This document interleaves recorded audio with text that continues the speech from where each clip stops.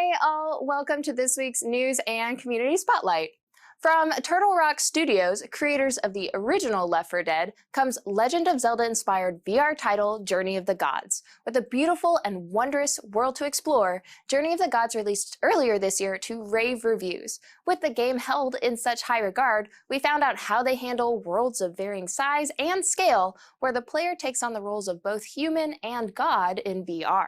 Find out more about how Turtle Rock optimized Journey of the Gods for Oculus Quest and why Blueprints was integral in capturing their unique vision.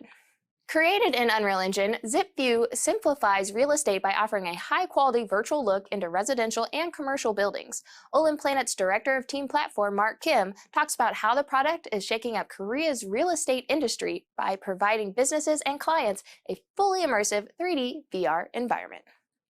And just to add a couple quick reminders, our teams will be out in Seattle and New York for our annual Dev Days and the first ever Unreal Indie Dev Day. You'll be able to hear about the Unreal Engine roadmap, preview our upcoming open world features, or get need-to-know info about the Unreal ecosystem and best practices. Sign up today if you haven't already. And lastly, don't forget about our Unreal Film Jam. We want to see your short films and animations based on the places you'll go. Submit by October 19th for your chance at incredible prize packages including $5,000, personalized project reviews with Blur Studio, the creators of Love, Death, and Robots, and Epic Games, and more. Working on your submission, we'd love to see your progress, so share with us on social using #UE4. Next up is our top weekly Karma earners: Adno, Clockwork Ocean, Hamilton, Christoph Morva, Shadow River, Levita, Daniel Orchard, iCav, Matt XM, and still making the list is Everynone. Thank you all so much for your contributions. Y'all are phenomenal. And now for my favorite, our community spotlights. This outstanding short is called Duty. It was created to test out Unreal's ray tracing capabilities. This piece leveraged assets from Infiltrator and the open world demo and was built using an NVIDIA GTX 1080. We're floored by the fidelity of this and hope you enjoy it too. If you've been looking to implement water elements into your scene, Fristo has done a simple breakdown in a Twitter tutorial. With only 49 instructions and one texture sample, this cheap caustic solution can add a lot of life to the water in your project. Check out his full breakdown. And last up this week is this gorgeous 16th century French Baroque bedroom, depicting the abduction of Persephone, an ancient story from Greek mythology.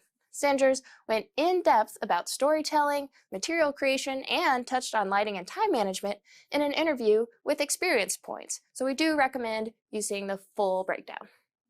All right, thanks for tuning in. Have a great week, everyone.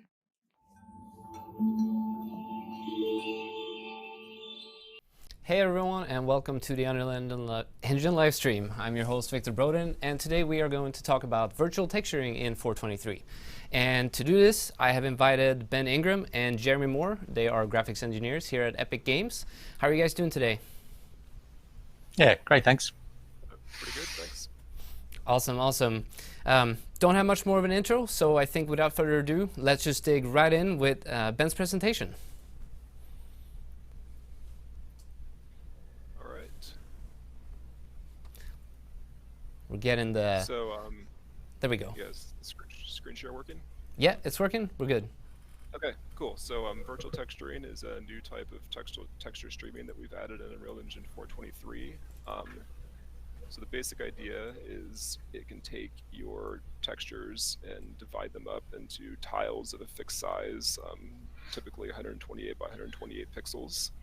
And then as you move throughout the world, we're analyzing what is actually visible on the screen and looking at the tiles that are required to texture those on-screen elements, and then efficiently streaming in just the tiles that are actually required to show what's visible on screen. This is an improvement over traditional MIP-based streaming in a number of ways. The granularity is much better with when you're streaming a full MIP map, you need to, stream the full, large image, whereas with virtual texturing, you can just load in the actual smaller part of the image that is visible.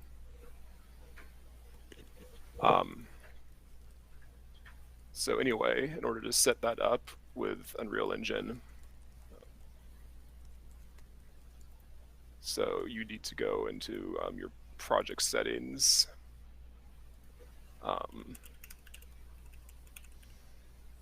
So first off, it needs to be an object right here.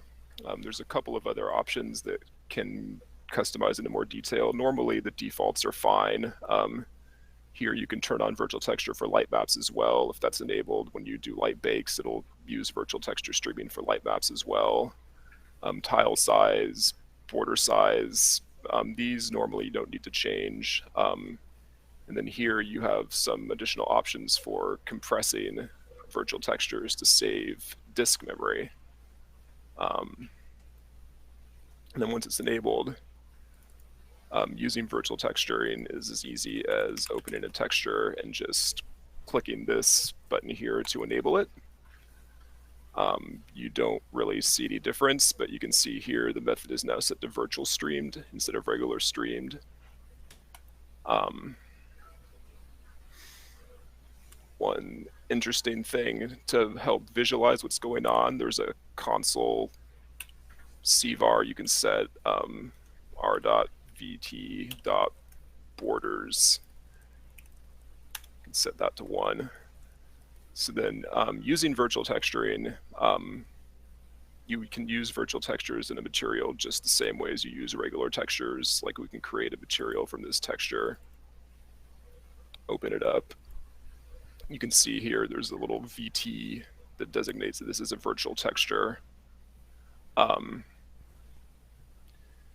So right here, this is the thing that's different between regular textures and virtual textures in the material. The sampler type is set automatically to virtual color. So you can see there's these virtual sampler types that are only available with a virtual texture. And that's basically it. If it's set to virtual color, you have a virtual texture plugged in, and it just works like a regular texture. We can hopefully, in order to see this here, we can make a texture in the world.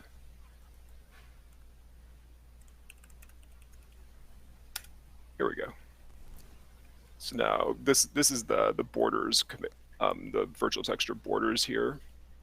So you can see each of these squares represents a tile of 128 by 128 pixels.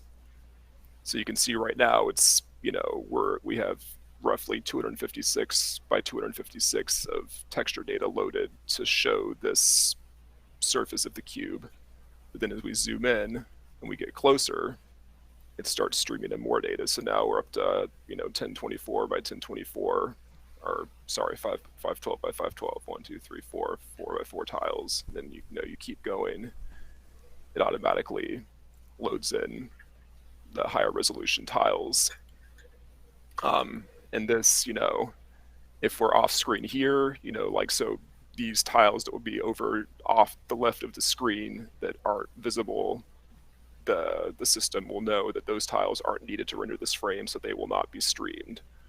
Or, if you had some sort of occluder, like if you had another, like something in front of part of this cube, those tiles as well would not need to be loaded. So that's like the true advantage of virtual texturing. It only needs to load based on what's actually visible in your scene. There's no like distance-based metrics or, the things that you typically require with basic regular texture streaming. A couple more things here about the efficiency of the system. So basically, when you have a virtual texture sample, it does cost more than a regular texture sample. It requires more GPU instructions. There's actually 2 texture samples that occur under the hood for each virtual texture sample. And then additional some, adds and multiply instructions. One interesting thing here, if we can make another virtual texture here. So again, if we want to make this virtual, just go set it to virtual texture streamed. That's it.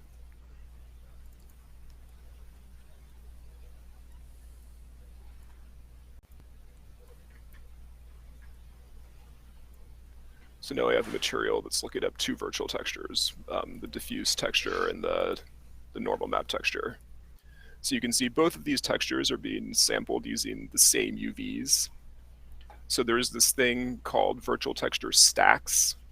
So a virtual texture stack is any number of virtual textures that you sample in your material using the same UVs.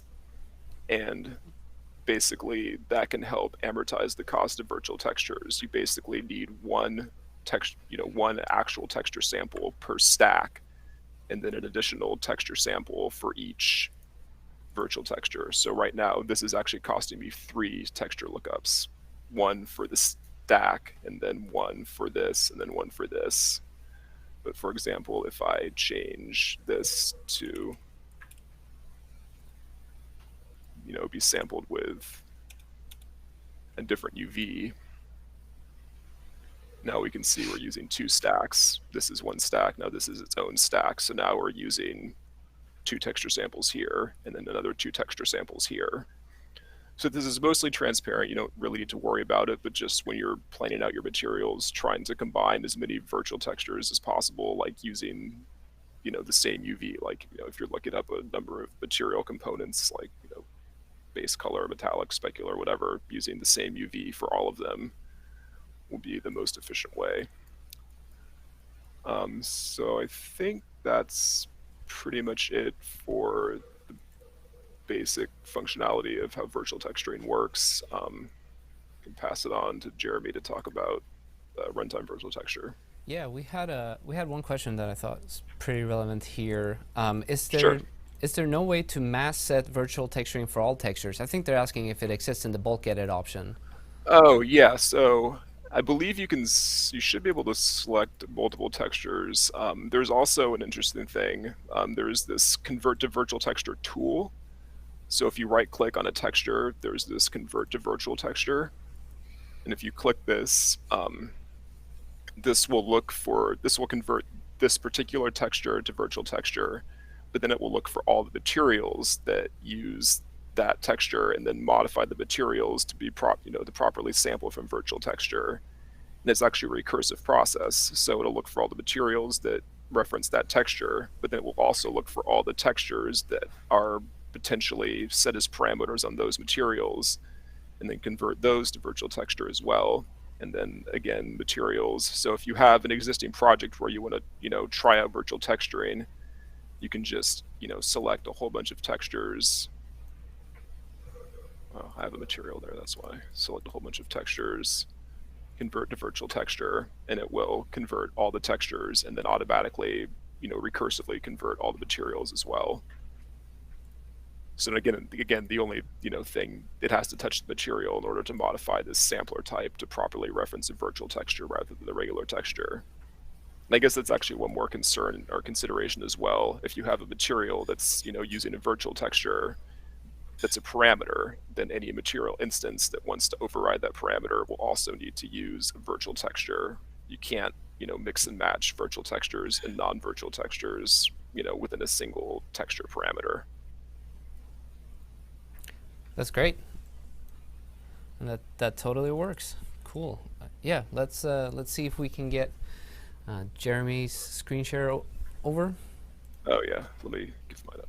Okay.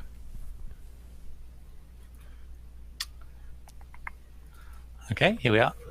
I'm going to speak a little bit about runtime virtual texturing. So that builds pretty much on the same tech as the streaming virtual textures that we've just seen. But instead of streaming in those virtual texture tiles from disk, we'll fill those in at runtime using the GPU. So there's a few ways that you can think about that. You can think of a runtime virtual texture as a huge procedural texture. So we don't need any storage for it. We just run some procedural algorithm in a material and fill in virtual texture just in time using that, and take advantage of all the benefits that we've just seen for streaming virtual textures, where only the tiles that are visible on screen that we actually want to sample from we pay to fill. Another way to think about it is that virtual texture is a runtime virtual texture is a huge render target in the world, and again we're just writing to it just in time for the areas of that render target that we want to sample from and reuse in other materials. And then the third way I think about it is that it's a shading cache. So maybe we have a material that's very expensive to render, but it doesn't change from frame to frame. The output from it doesn't change from frame to frame. It's not camera dependent in any way. Then a runtime virtual texture allows us to just render tiles of that material output into a virtual texture, which acts as a cache that we can then read from later on. And so that kind of mental model of a shading cache fits really well with something like a landscape in a project, where landscapes can be really quite expensive to render because they tend to sample from a lot of texture layers. They sometimes do things like triplanar sampling. They have a lot of interesting blends and maths going on. And they tend to cover, the landscapes tend to cover a large part of the screen as well. So they can be quite expensive to render. So a performance optimization here, rather than a memory optimization, is that we can render that landscape material to a cache, which is the runtime virtual texture, and then all we have to do frame to frame is sample from that cache. So it's whereas streaming virtual texture is kind of a memory optimization, where we pay a small amount in terms of performance for using it. This is more of a performance optimization, where we're going to pay for having the physical cache. So as a demo for the idea, I'm going to use the landscape mountain sample that comes with Unreal, and I'll convert it to use runtime virtual texture. So I've already gone through the step of modifying the project settings, as we saw Ben do, and I've made a duplicate of the basic landscape material and assigned it. So we can see right now with the shading complexity view mode, just wait for that to warm up a little bit, that the terrain is quite expensive to render. It's in red, and the aim is to reduce that cost.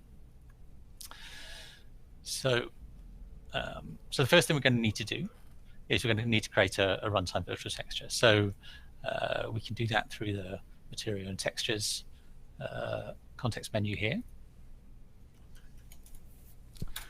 And this gives us some settings to fill in for it. So the first one is the size of the virtual texture. Now in 423, the maximum size we can go to is 256K. That's not really big enough for the application we have here. We have a 4-kilometer sized world, I think. So this kind of size of virtual texture gives us a texel resolution of about 1.5 centimeters, which isn't really sufficient. Now there were some, obviously 423 was beta, so we're dogfooding it internally and improving things, and we've improved some of the memory restrictions in terms of page table size and so on. So we can go above this size, and you should see that in later versions of the engine. But just for this demo, we'll stick here.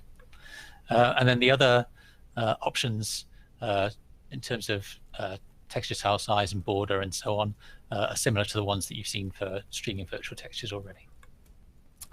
And then the other interesting option here is what we're going to store in the runtime virtual texture, and we have a few options, and we'll extend these as required, as we see more functionality required in future versions of the engine. But we can go for just base color and normal, or base color, normal, roughness, and specular is what we'll choose. So we're able to do a rough kind of PBR render with it. And also we enable texture compression. And this means that when we render the render to the runtime virtual texture, we're going to compress it in BC format to reduce memory size and to improve sampling performance. Okay, so we've created that, and now we need to also place it in the world, because we need to define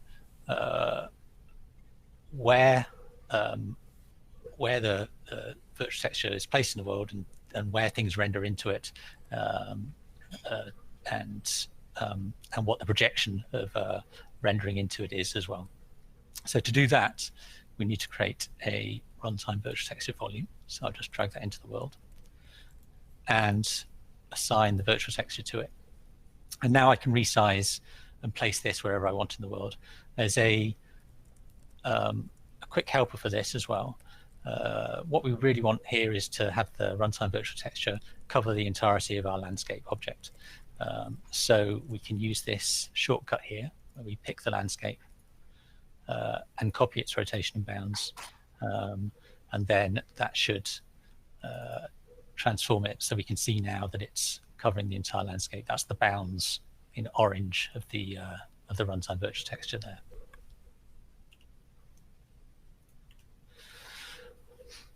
Okay, so now we have our runtime virtual texture in the world. We need to actually start using it in the material. I don't want to feel too productive. All right. So this is the landscape material, and right now we're doing a whole bunch of work and then piping that output to these material attributes. And what we're actually going to do is let me just what we're going to do is use this material in two contexts. The first context is that we're going to use it for writing to the runtime virtual texture, writing into the cache, and then the second context is that we're going to sample from that runtime virtual texture and then pipe it out to the material attributes as normal. So we can imagine this material is actually going to be compiled twice, once for each of those contexts. So the first context is to write to the runtime virtual texture. And so we have a node which helps with that, which is the runtime virtual texture output. And we can take all of the current outputs and pipe them there instead. So, specular. Oh, sorry. I think we might have lost your screen share there, Jeremy. Oh, really? There we go. Okay. I think we're back. We're going to have to reset up the meeting just here a bit because the pro license that we actually have didn't apply during our meeting. So, but we got another 7 minutes. So let's run through this and then we'll set up a new call if you have some more to present. Okay. But we can see you now, so it's all good. So we can continue now. And did I just lose the normal there? I think I did. Where's that come from?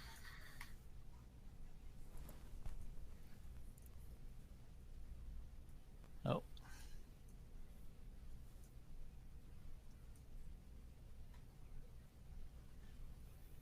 Huh. Let's just undo. It's a nice little feature to be able to do. It is indeed. Thank you, whoever implemented that. Okay, so and we'll take roughness here. And have we lost specular now? Here we go. Okay, there we go. So so now we're piping all of those things into the runtime virtual texture. And then the second context we will need is to read from the runtime virtual texture. So we have another node for that, which is the runtime virtual texture sample node. So this is similar, I guess, to the other texture sampling nodes, but it's a special case for runtime virtual texture so that we can pull the different attributes out from a single node rather than creating multiple texture sample nodes here. So we need to assign our runtime virtual texture to it. And you can see that just like a normal texture sample node, it needs to have kind of the sampler context that it's going to use. And this should match what we set up on the runtime virtual texture originally. You can see the options are the same. So that will need to match. And then we'll pipe those outputs to here. And you can see there's one thing that we can't pipe into the runtime virtual texture because there's no space for it here, and that's the emissive color. Now we could keep that, and that's fine. We can do any logic we want in additional to sampling the runtime virtual texture. We could do things that are non-camera dependent in this area here, so it's fine. But I'm actually going to remove it anyway, just so that we can see a better performance comparison later. So that's good. We're all set up, and I'll apply that. Okay, now if we go back to the landscape, what we'll see is that it's not appearing correctly yet, and that's one reason for that. And that's everything that renders into the runtime virtual texture needs to declare that it's going to do that. So all primitives that render into the runtime virtual texture have to specify which runtime virtual texture they're going to render into. So there's an option here on most primitives. Here, virtual texture, and this is the list of runtime virtual textures. There can be more than one that we'll want to render it into. So we're going to add to that list, choose the virtual texture, and here we go. We can now see that we're getting some output. It doesn't look so great, but that's because there are a few issues that we need to fix as well now. One other interesting item here as well is that we also specify the passes that we're going to apply. So for landscape, we want to render into the virtual texture, and then we want to sample from it in the main pass as well. So you can see that we've chosen virtual texture and main pass here. But there are some options where you can choose primitives just to render into the virtual texture, for example, and not, we don't want to sample from it. Okay, so the first thing that looks a bit off is the texture tiling here looks completely wrong. The texture was tiled much more densely initially. And there's a reason for that. If we go back into the landscape material, there's a little bit of a clue in that there's a node here which has far blend distance. So most landscapes do a trick a bit like this, where according to the distance from the camera, some of the components of the material change. So often we change the texture tiling over time or whatever, over distance or whatever. And that's happening in this material. Now, that could be problematic for a runtime virtual texture because when we render the runtime virtual texture, there is no context of where the camera is. It's completely camera independent. So distance from camera doesn't really make sense. But there is an alternative that we can use, and that is to use the MIP level of the virtual texture that we're rendering to at any given time. And that's not exactly a one-to-one match with distance from the camera, because there are other things that control which MIP level we choose, but it's a pretty good approximation in most cases, and good enough to use for something like a landscape shader. So I'll just show how that would work. Somewhere deep inside this material, we have this material function, and it's used in a number of contexts. And in this material function, we're basically saying, what's the difference between the world position and the camera position? What's the distance to the camera? And this is the thing that we need to have an alternative approach for when we're rendering to the runtime virtual texture. So there's a node, the view property node, and inside that view property node, there's the virtual texture output level. So this outputs 0 MIP, and then effectively further away from the camera, the number gets higher. So again, it's not exact, and it kind of depends on your screen resolution as well in your final output. So if you want to do this really correctly, you'll need to pipe that into the material too as a parameter. But as a rough approximation for this, what we can do is do some kind of, like it's logarithmic, so the distance according to MIP level, so we can pipe out the MIP level property into a power of 2. Hey Jeremy, I'm sorry to interrupt you. We're going to have to just reset up the call so that we can get on the login for the Pro license. Okay, so I'll stop the share. That is all good. This should be a pretty quick one. I'm gonna send you guys a new link. We have a question in the meantime that I can go ahead and ask you. They were a little curious about the sort of overall performance costs for virtual textures. They were mentioning that the instruction counts seem a little high, and then specifically if this is something worth utilizing on consoles in the current Unreal Engine version. Right. I can take that, but Ben may have some other opinions to me. But yes, there are a number of instructions to sample the virtual texture. We need to transform our UV into the physical UV after sampling the page table, and then there's some, like in runtime virtual texture, there's some decoding cost as well. So there is some instruction count costs and performance costs, and the texture redirection as well, indirection. So yes, but in terms of current gen consoles, I think depending on your use case, I think it's appropriate for use on current gen consoles, and certainly there are a number of AAA games out there running on console that do use this kind of technique in their own engines. All right, I think we're back on the call. And now I believe, Jeremy, you should be able to grab the screen share again. All right, you see that? We do. We're back. Man, we should really pay for the license. Right. Well, we did. And now it's actually uploaded and we're on it. So. All right, perfect. Okay, so we'll do some kind of power of 2 hackery, multiply by another constant. This is probably roughly good enough. And then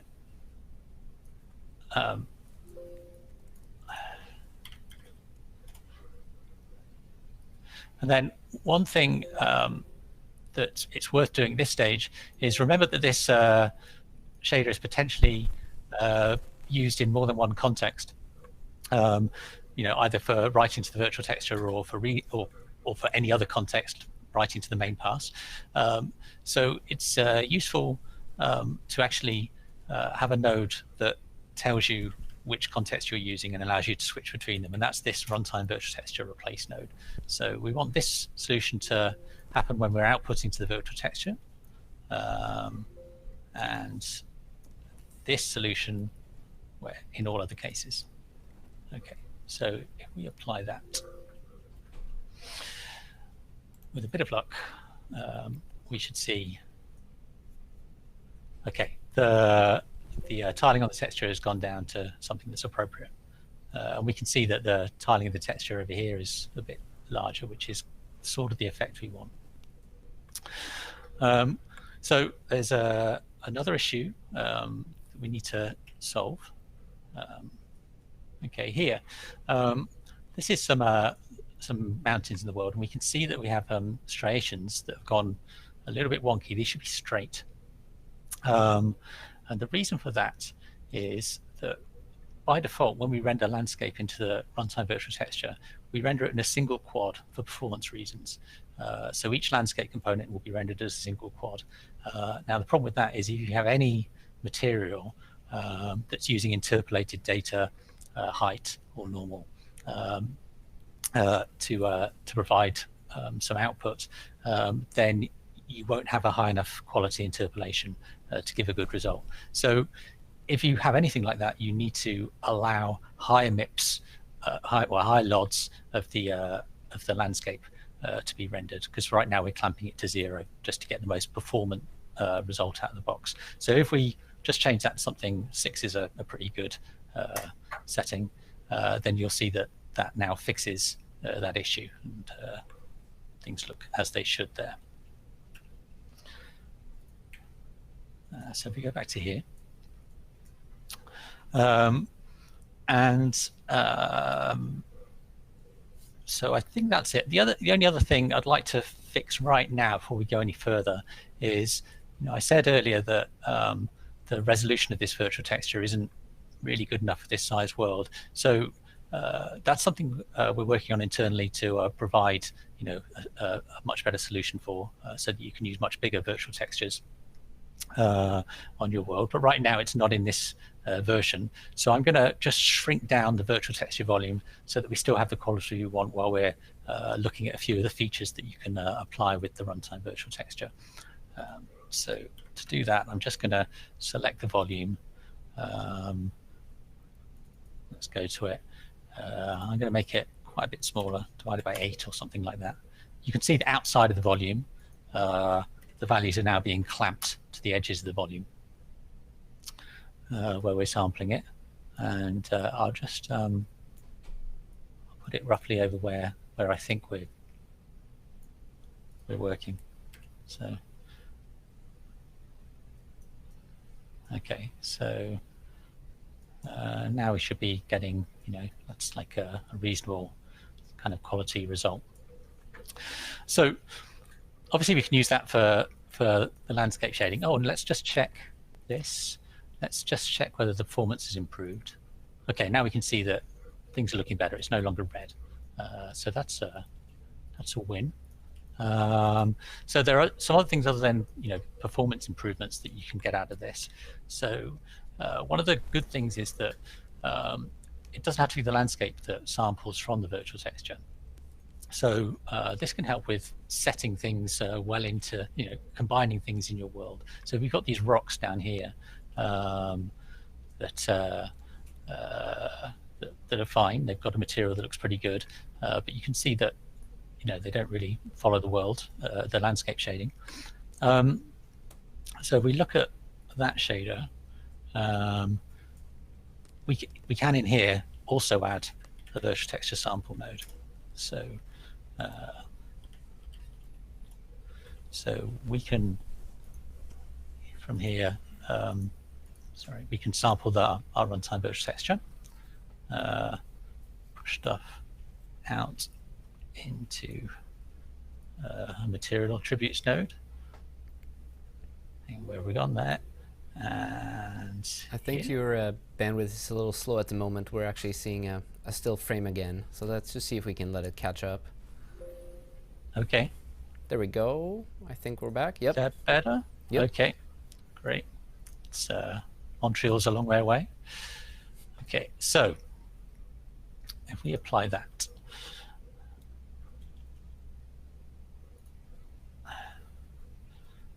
we can see now that these rocks are actually sampling from the landscape, so they sync up perfectly with the landscape.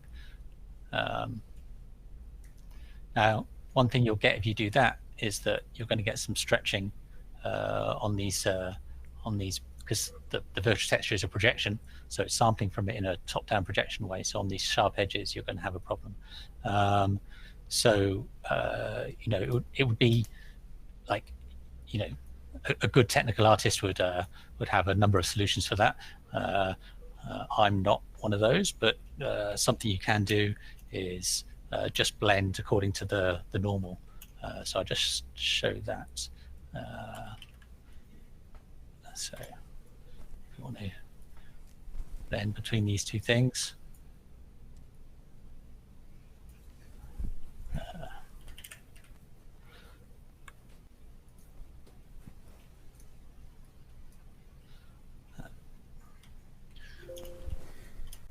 Okay, just according to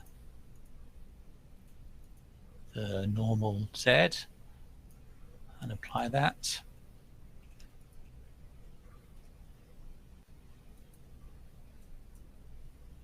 That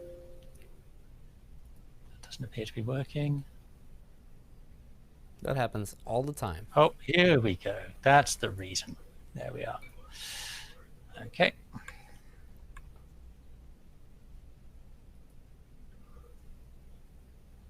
So yeah, you can see now that those kind of harsh seams have gone, and yet like stuff still settles into the scene nice. There's probably 101 uses for that kind of thing. You could use it for, you know, grass or whatever, so that the grass matches the terrain color, or there's a bunch of things you could do there. So one other thing I just wanted to show you as well is for roads. So roads can render into the, like, they can render into the runtime virtual texture. So we can have things that render into the runtime virtual texture, and then is picked up by the anything that's sampling from it. That's pretty easy to set up as well. So if we look at this road, it has this material, I think, and we could create a virtual texture output node and push all this stuff to it. But there's another option, which is simply to set the material domain to virtual texture and apply that. It will continue to work as normal in the main pass, so we don't see any change there yet, but now it's available for us to use in virtual texture rendering as well. So if we go to edit this road, and we choose the spline tool, select all of the segments, we can see that the road segments have a render to virtual texture option. So we can render to our virtual texture here. If you're rendering into the virtual texture, you probably don't want to cast shadow. I'll just turn that off. And what we can see here now is the default for a road is that we render into the virtual texture or into the main pass. So if virtual texture is enabled, it's going to render into the virtual texture and then not render into the main pass. You can also set it to render into the main pass too, if you want to resample the virtual texture in the same way that we do with the landscape. But this is a good enough option. So now we can see that this road is actually being rendered as part of the landscape now in the main pass. We've rendered the road into the virtual texture, and then it's being pulled back for us in the landscape shading. And because we're blending like that into the runtime virtual texture, that gives us a few more options for what we do on the edges here, because the road previously was being masked, but we can go back to that material, and now we're allowed to use blending modes. So if we pull out the alpha from the road and pipe it into the opacity,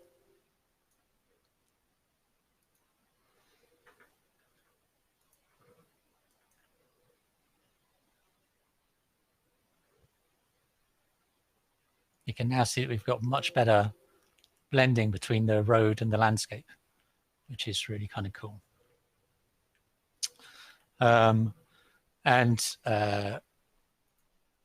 We can move that around in the landscape just to prove that it is being actually sampled from the landscape now.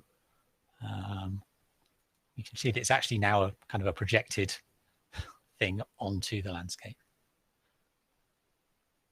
This whole thing actually works. It works really, really well with the new open world landscape edition tools that we have, where roads can now morph the sculpt the landscape as well. Things start to work really well as these systems combine. So yeah, that's that. There's one other thing I just wanted to show you. There's another system that can render into the runtime virtual texture, and that's the foliage system. So this is kind of dumb because I don't actually have any cool decals to on hand to actually render into the landscape. Like you could imagine stuff like cracks on the road or similar things to that. Instead, I've just got this mesh, which is some rock gravel. If I open that and find its texture, okay, and I turn that into a virtual texture, something that's capable of rendering to the virtual texture. And go back, and again the same options down here somewhere for runtime virtual texture, where I can select it to render into the virtual texture here. Now I can, oh, that's the wrong one.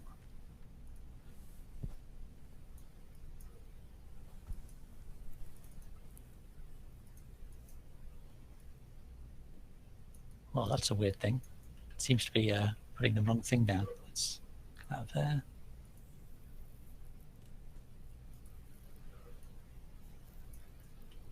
No, I don't know why it's doing that. Oh, hang on. I think if you uncheck Yeah. the Yeah, the checkbox. you're absolutely right. Sorry. Those aren't appearing. Just remove the shadow. Oh, I know what it is. Right. So there's another option down here somewhere, which is the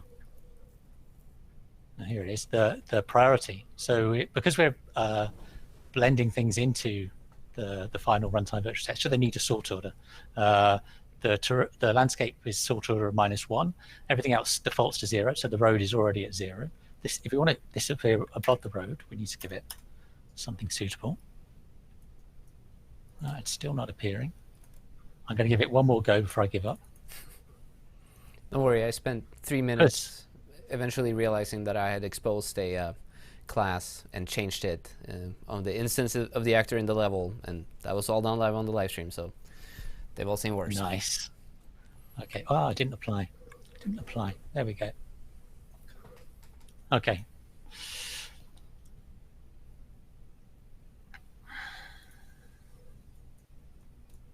So yeah, you can see I've scattered these things everywhere. They're not actually mesh rocks. They're crazy, strange projections of mesh rocks down into the the virtual texture.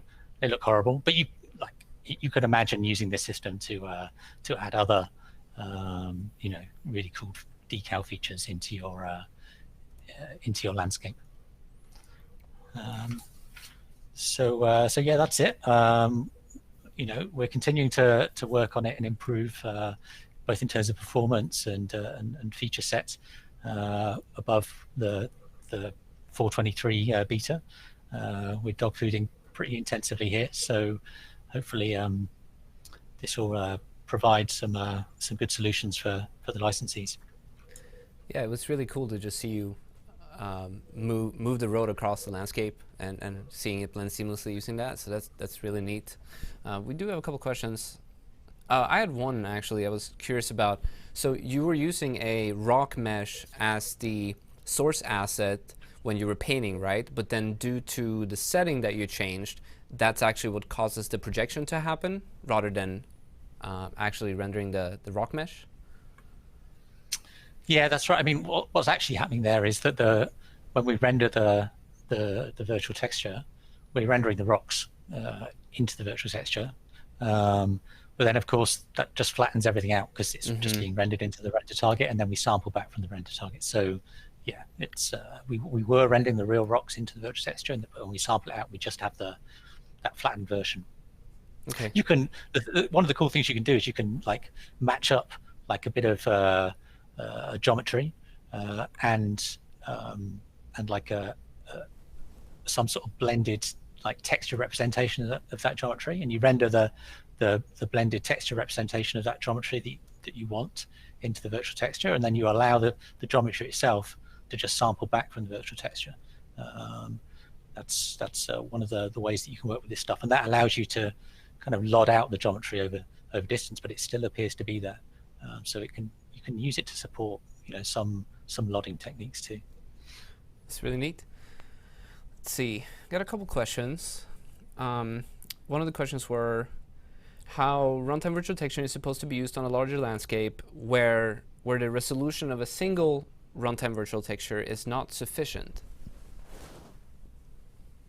Yeah, it's a great question. So this is something that we're working on. I mean, you could use multiple runtime virtual textures. It's true. That's one approach. Although I think that's not going to extend very well because in the end there's a limitation to the number of those objects we'll be able to support without and still be able to uniquely identify them for when we're getting feedback about which virtual textures need updates. So what I'd like to do is do something like there's techniques for this, like adaptive virtual texturing is one technique, There are some papers on it out there. It was used in, I think, the Far Cry games, where you can effectively increase the size of your virtual texture resolution without hitting the issues you would come to if you did it naively, which are that the page table blows up to an enormous size, so you end up paying a huge cost in terms of memory for your page table, and like updating your page table becomes expensive as well. So there are ways to break that problem, and we don't have any like dates that we can give for that being in the engine, but it's something that we're looking to put in the engine at some point. Right. So this is a question I don't entirely understand, but I think you guys might. Currently, runtime virtual texture seems to be lacking ability to have custom content layout in favor of just 3 limited presets. Any plans to address that?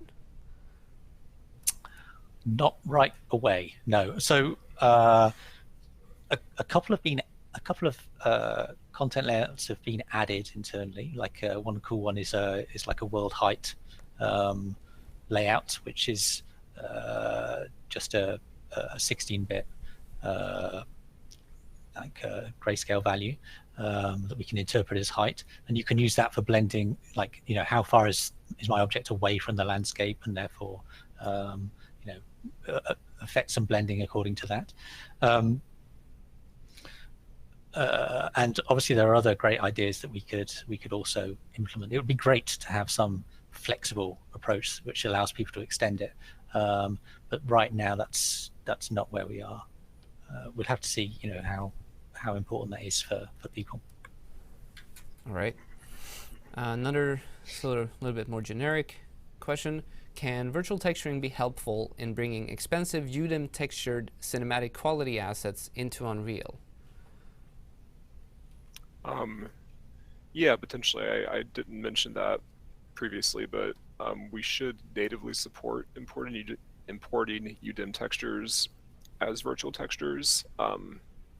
Basically, if you have a whole series of UDIM textures with the proper naming convention, just importing like the first, .1001 UDIM texture should detect all of the other UDIMs in the same directory and bring them all in as a single virtual texture asset.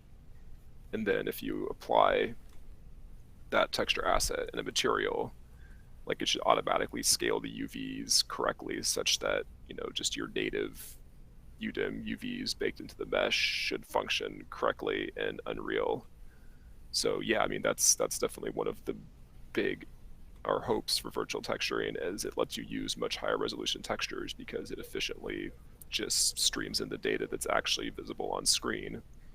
And UDIMs are sort of, that's the current industry standard of authoring large texture data sets. So yeah. It's neat. So hopefully we'll be able to see some more cinematic stuff. Yeah, check out the Unreal Film Jam if that's what you're interested in, that we're currently running. I think that was it in terms of questions. I'd like to thank both Ben and Jeremy for coming on, taking the time out of your day to prepare your presentations, and spending this hour with me here.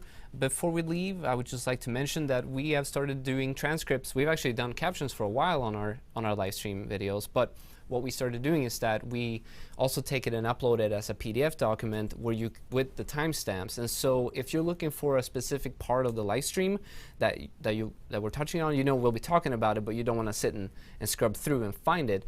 My tip is to open that transcript PDF document, Control F, and search for sort of the keywords that you're looking for, and that will actually bring up the proper timestamp, and you can go there. Another way that we discovered last week, actually the person who's helping us out with all the captions discovered that you can turn on live feedback of the captions next to the YouTube window, right above the live stream chat that we also have. And what's nice about that is that the captions won't cover up portions of the editor if we're doing editor work, and you will also see a sort of a real-time, a little highlight of which line is covered, and that can also allow you to click back. Oh no, I want to hear that again. What was up at that timestamp? You can go there and click at it. It's quite useful. I used it myself to find portions of the stream. And if you'd like to let us know how we did today, what kind of topics we might be covering in the future, I will go ahead and post our little survey here today, because Amanda is out. So this is all on me today. We got it on Twitch, and there it is on YouTube. Please go ahead and let us know how we did. Everyone who enters their email address into the form will be part of a little sweepstake where we send out an Unreal Engine t-shirt. Moving forward, we do meetups all around the world. If you're interested in joining one, go ahead and go to unrealengine.com/user-groups and see if there's any near you. If you don't see anyone that's near you, considering, I mean, that's relative how much you want to drive, and you're curious about what it might mean organizing one or hosting one, send us an email to community@unrealengine.com and we will give you all the information on what that entails. As always, we do our 3 community spotlights before every stream. We look for them everywhere. On the forums is probably the best spot, but sometimes I scroll through Discord, Reddit, they're all good places. You can also just send us an email to community@unrealengine.com if you'd like to show us your work.